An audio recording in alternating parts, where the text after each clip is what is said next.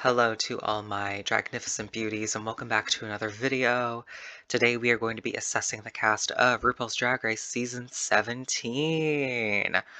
I know I'm a bit behind on the How Would I Judge videos, but I didn't feel confident that if I did a different video first, that I wouldn't get this one out before Season 17 started. So we're doing this one now. Yes. But I do love doing this kind of video. I've done it the past 3 seasons of Drag Race. So I've done one for 15, 16, and now for 17. And I really like getting into this and doing it. In this video, I'm going to be going over the cast of Season 17, talking about my thoughts, feelings, and opinions on them, just purely based off of the promos, their introductory videos, and what other random info I might know about them. And then at the end of the video, I will choose my predicted top 4 for the season. And, it's a combo always of the people who I've enjoyed the most so far and the people who I see winning this season. And kind of combining those two factors to be okay, who are the 4? I believe for season 15, I did put Sasha Colby in my tops for that season, so that's a check mark for me there. For season 16, I did not put Nymphia in my predicted 4. I don't think. No, I did not. Yeah, it's gonna be. We're currently 1-1, so we're gonna hope and pray that I am correct this year to get ourselves back on a positive track record. Before we go any further, please like, comment, and subscribe if you enjoy yourself. This might be my final video I'm uploading of the year, and I want to thank you all so much for the support you've given me this year. I'm gonna, if I remember to, I'll put my kind of YouTube creator year in review thing that I got a few days ago up on the screen right now. The amount of views and support that I've gotten this year is just fucking bananas to me. I never expected that I would actually be doing this and that a consistent amount of people would be supporting me. So thank you. I really do deeply appreciate it.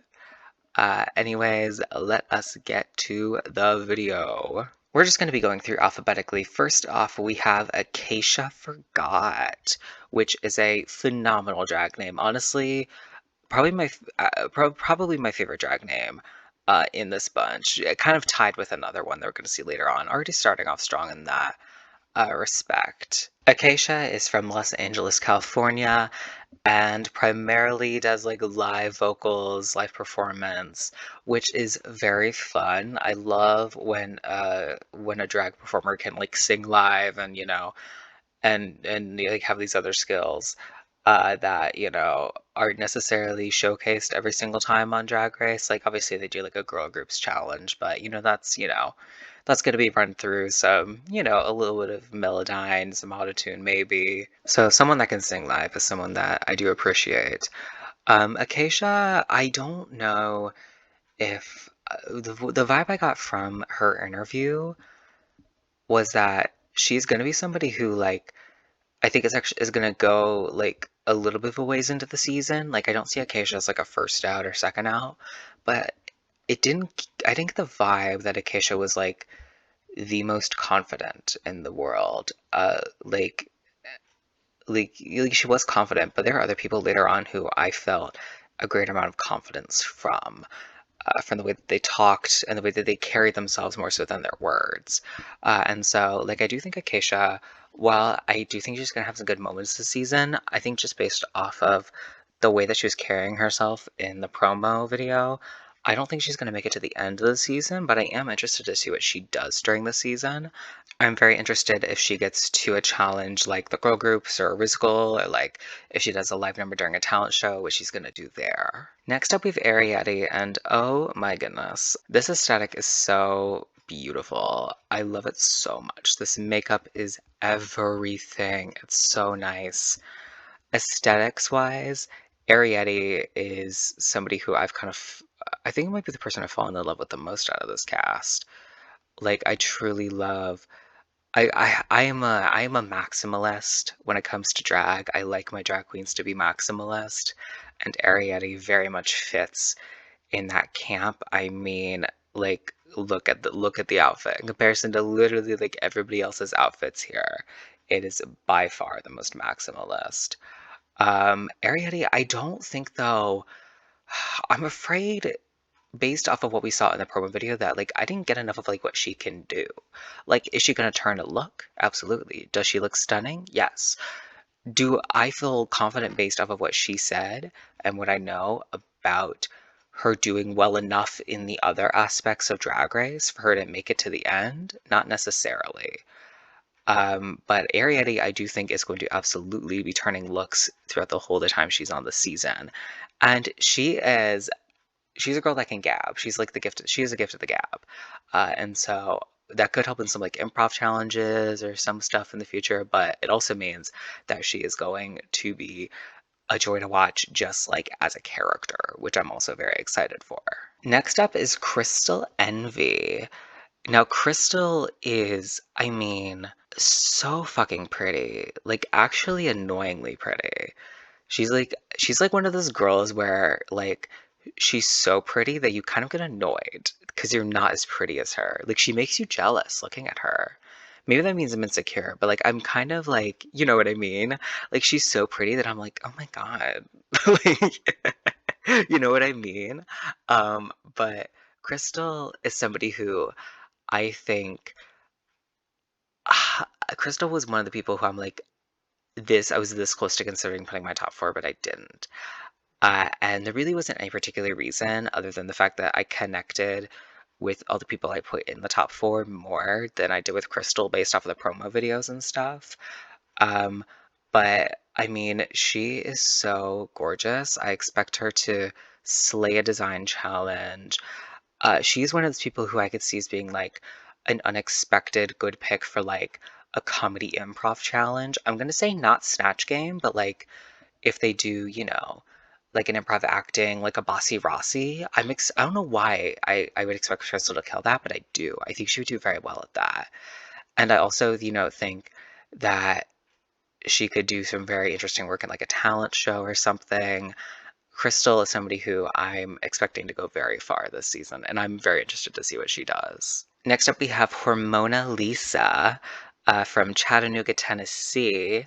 And I remember watching the clip when it kind of first like dropped around the internet of her interacting with RuPaul at the House of Hidden Meanings book tour, where RuPaul's like, "You should be on season 17," and then here she is, and good for her. Like truly, like there is, you know, what I see from that is I see somebody who is like willing to go out there and try and get what she wants. And that is somebody who I respect immensely. I respect somebody who like has the hustle.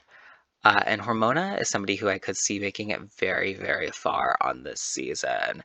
I mean, number one, she has a connection with RuPaul off the jump that other people don't have, which is like is not really an advantage. Because I mean, I think there's been people who have known RuPaul before the show, but that didn't like win the show. But so like, well, it isn't like a big advantage. It might not mean a single thing. It could mean something. And also, Hormona gives me the vibes of somebody who is going to like slay a comedy challenge, is going to do well at like an improv, is going to do well at like something, like a drag con panel. I don't know how much, yeah, like if she makes her own outfits, what her deal is with that, but she seems like a crafty girl and that she can put something together. I'm expecting her to do at least halfway decent in a design challenge. And I mean, she gives me like she would fucking kill like a Park and Bark number. And that makes me think that, if we get something like that for like a talent show or if she gets a part in that vein for like a Rusical, I think she could kill it there. I really think Hormona has kind of got it. Like I think she can kill a lot of things this season. Next up is Jules Sparkles. And oh my god, she is so, so pretty. Um, I don't like the way that they did this picture with her because this is like her official cast picture, and like literally every other alternate promo that we have for her this season looks better, which is annoying, but it's not her fault. It is Drag Race's fault. I'm not saying this to rag on her. I'm just airing my grievance towards World of Wonder and MTV and RuPaul's Drag Race right now. Why was this the official promo? This was not the right picture to use. Anyway, Jules is stunning. I want to see Jules kill a lip sync so bad. I want to see Jules kill like a makeover so bad. And Jules is funny. Like, she is somebody who can imagine having a conversation with and having like a good old time with. But I am afraid for her in like a scripted comedy challenge. She said herself, she started as like a bedroom queen, Instagram queen, which is perfectly fine and valid. There is no singular correct path to becoming a drag queen and making it on Drag Race. If you do drag and your drag is lit, like you can be on Drag Race. That's how I feel. It does scare me a bit that I have no way of knowing if she really like has those tools locked in her tool belt.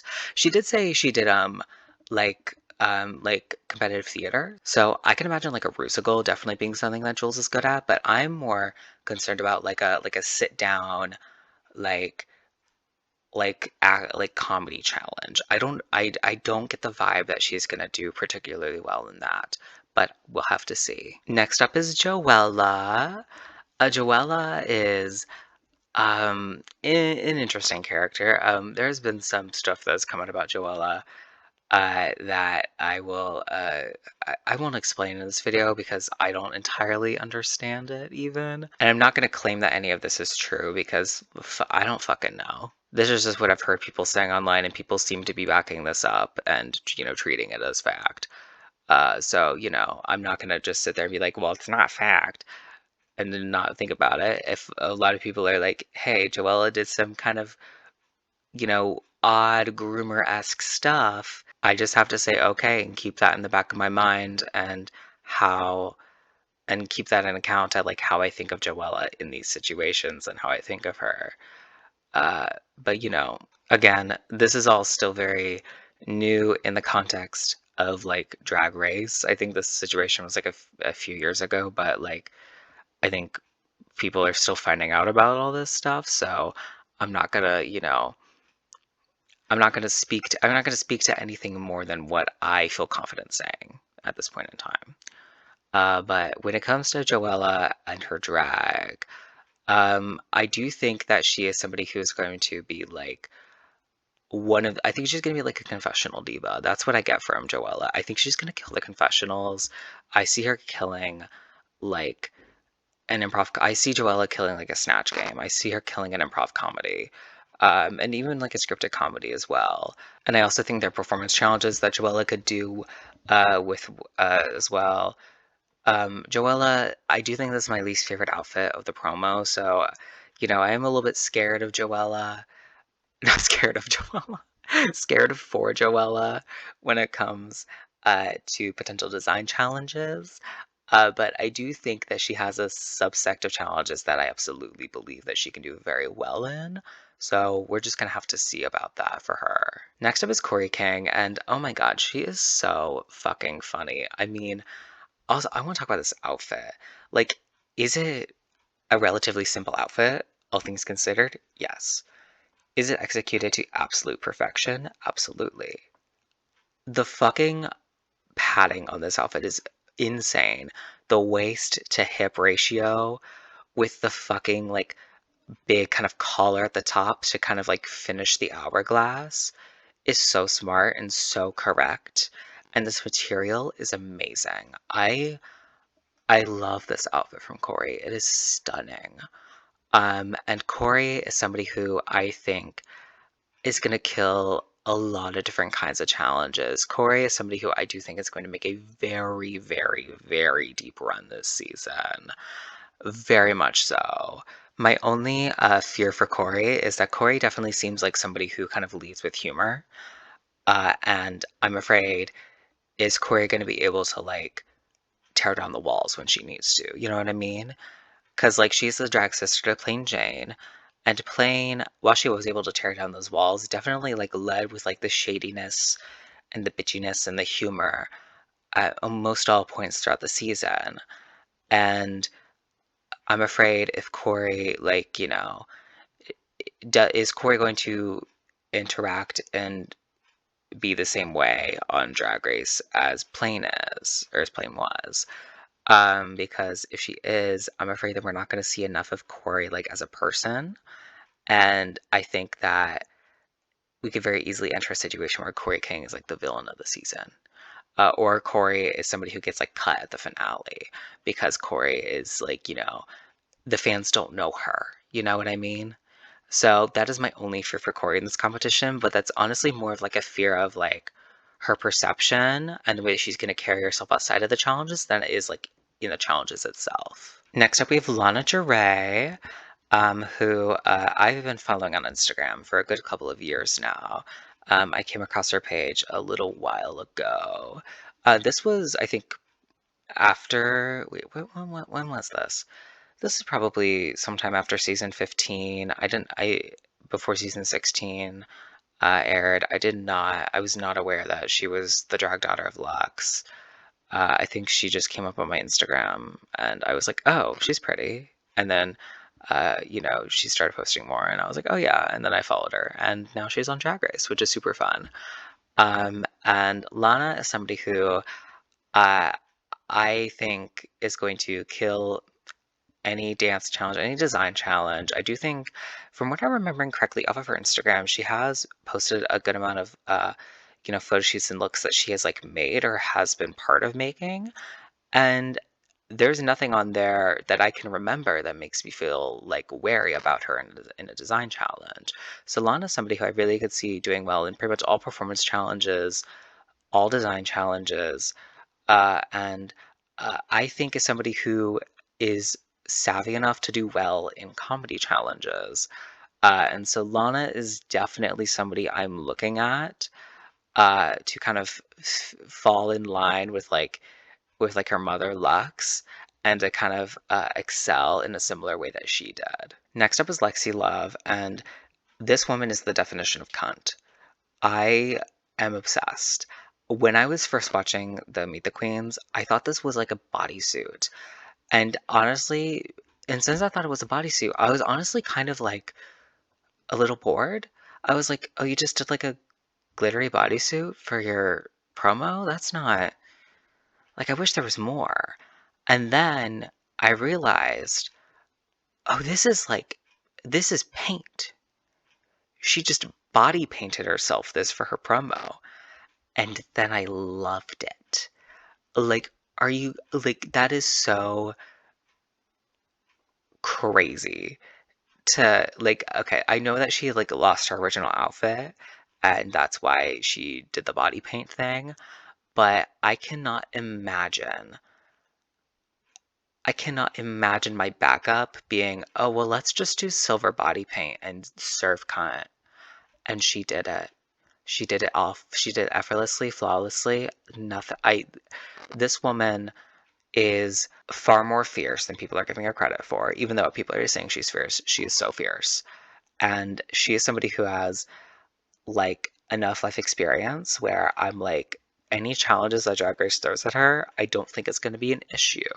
Like, I think she's just going to kind of kill it no matter what she does.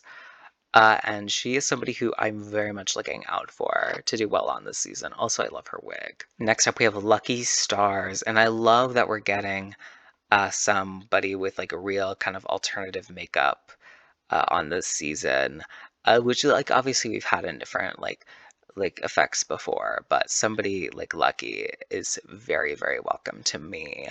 And I really want Lucky to make a deep run so that we get to see like what outfits and what makeup she's gonna do here. I got the vibe from the Meet the Queens though, personally, that she was a bit too reserved, and that kind of scared me. Whenever somebody doesn't seem to be doing enough in their Meet the Queens, I get a little kind of like twinge in the back of my brain that's like, uh-oh, they aren't showing up and showing out for the camera in the way that they realistically should be. And that makes me fear that they aren't going to make it to the end of the season because they know they haven't made it to the end of the season. You know what I mean?